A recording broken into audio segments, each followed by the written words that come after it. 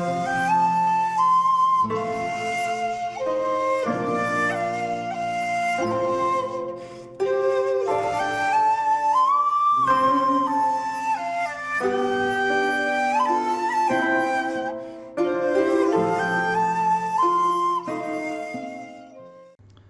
there, this is Solitary Ronin from Solitary Ronin Films, and welcome to another neglected gem.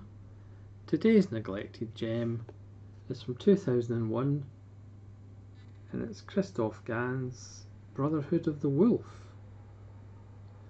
And this stars Samuel Le Behane, Vincent Cassel, Emily Duquesne, who was Rosetta in the Dardennes film, Monica Bellucci, Jeremy Renier, who's a regular for the Dardennes, and Mark Dacascos, who's a regular in martial arts films. This is the Screen Factory 2-disc Blu-ray special edition. This film is more of a neglected gem because everybody thought it was daft nonsense when it came out. I'm not quite sure what they were expecting from the director of Crying Freeman and Silent Hill films. It is completely daft fun, but it is daft fun. The special edition has alternate artwork and it's a 2-disc. So the difference is the Screen Factory has the director's cut, which is about 10 minutes longer than the original cut. It was kind of slagged off when it came out. I don't know whether it's just because people were expecting something else. The film is no doubt a hodgepodge of ideas, but it's actually a pretty enjoyable hodgepodge. It's actually based on true events, believe it or not, that happened in 1764 in the Gauvadan region of France, where there were up to between about 120 and 150 people were killed by theoretically a wolf. You know, in the kind of following years, no wolf expert actually thinks that a wolf killed 150 people. There was a book written about the events by Michelle Louise, who in the book Gans read, but it's not a straight adaptation. On the bonus disc, special features on a separate disc, there's 2 really good making ofs. Jim Henson's workshop was part of the animatronics for The Beast.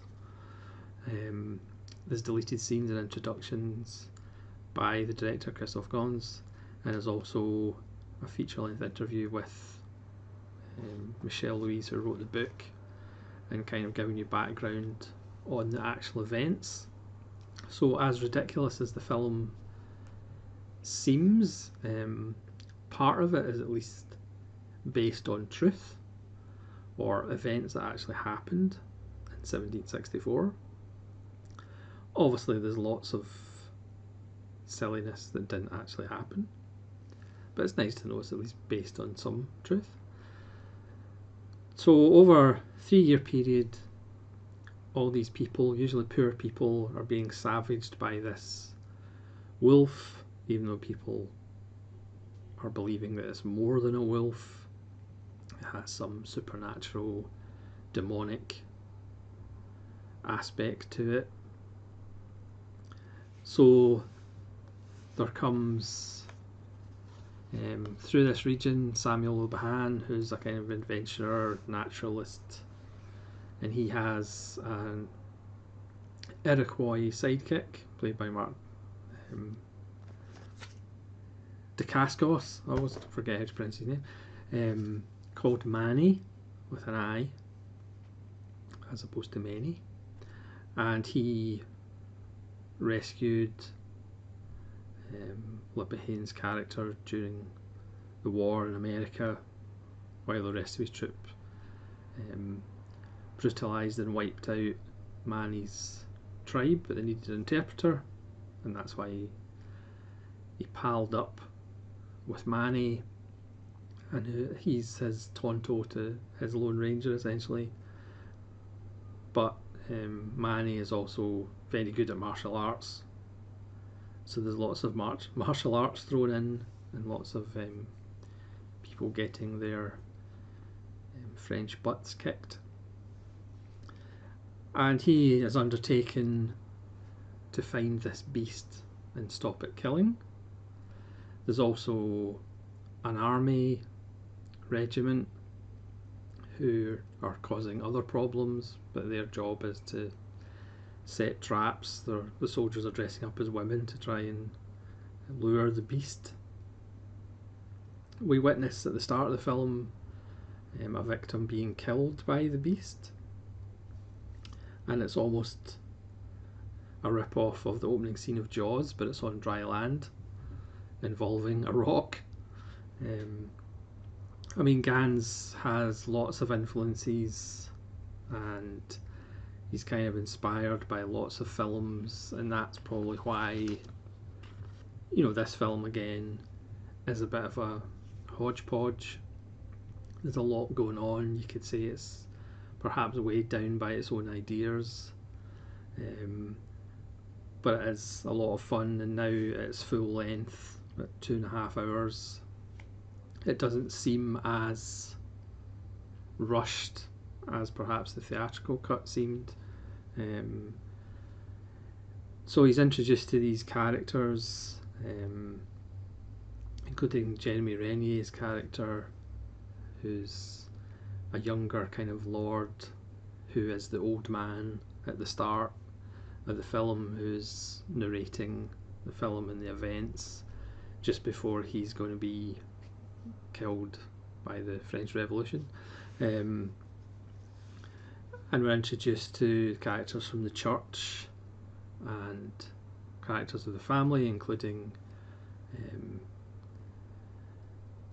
Vincent Cassel in top class Vincent Cassel chewing scenery performance, and his sister, who he has more than normal feelings for, of course, Emily DeQuenne, who was Rosetta in the Dardennes film of the same name.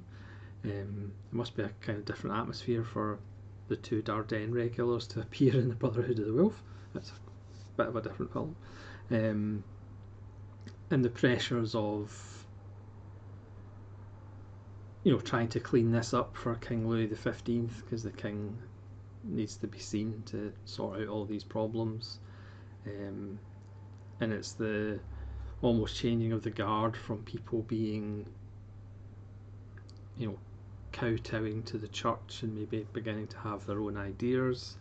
So there's all that stuff going on.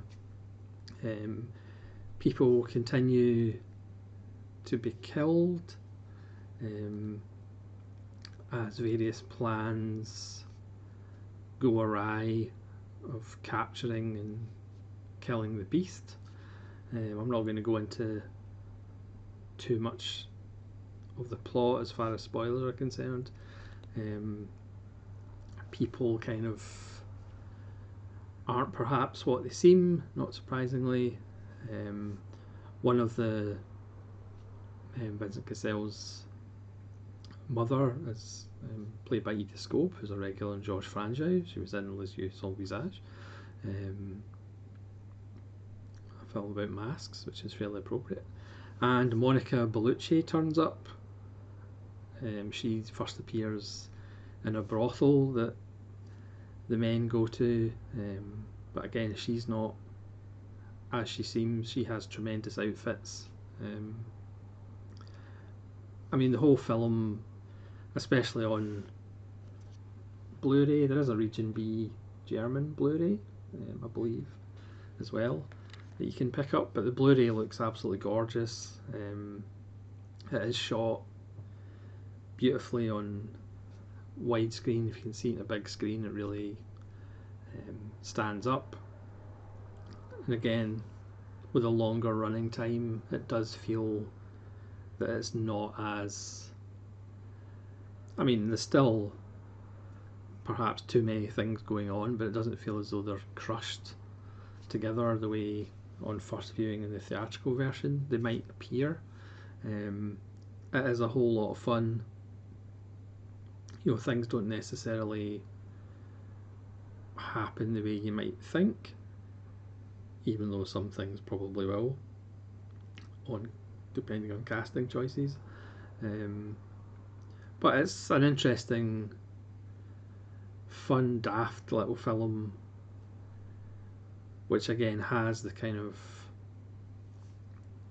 interesting points about the clashing of cultures, as far as, you know, Manny's character and how he's viewed, the difference between superstition and religion, the beginnings of the end of religion being the be all and end all, the beginnings of philosophy, the beginnings of medicine. You know, there's a kind of feral hunting group of bandits that appear, kind of Romany characters, and the female of that group is also an epileptic and she has a fit, but to the landed gentry and everybody else, you know, she's a witch and she's casting a spell, but obviously the hero of the film realises that she's actually an epileptic. So again, it's about that period between superstition and medicine and religion and philosophy, but it's also full of Mark Dacascos kicking people in slow motion. There's lots of slow motion in the film, and there's lots of hilarious badassery. There's some really good action scenes. It is creepy at times. The creature effects are pretty good, both from Jim Henson's workshop, and there is some digital work, but it's for 2001. It's actually pretty good, and again, we don't see the creature that much, which is a good thing until later in the film. But it's a load of good fun. It's originally in French language, with English subtitles, but you can watch the English dub on this disc as well. But obviously, I would advise watching the subtitled version. Easily Christophe Gans' best film. I think he's only done about 5, but certainly better than Silent Hill and Crying Freeman, if that's any recommendation. Again, this is not a masterpiece or by any stretch of the imagination, but I do think now that it's 20 years old, I think it deserves another look. And if you're a fan of genre and mixing of genre, Brotherhood of the Wolf is certainly a pretty fun way of spending 2.5 hours, as far as I'm concerned. You might not like it, but there you go. So on that bombshell, thanks very much for watching this neglected gem, and hopefully you'll join me again for more videos. This is Solitary Ronin from Solitary Ronin Films, saying farewell.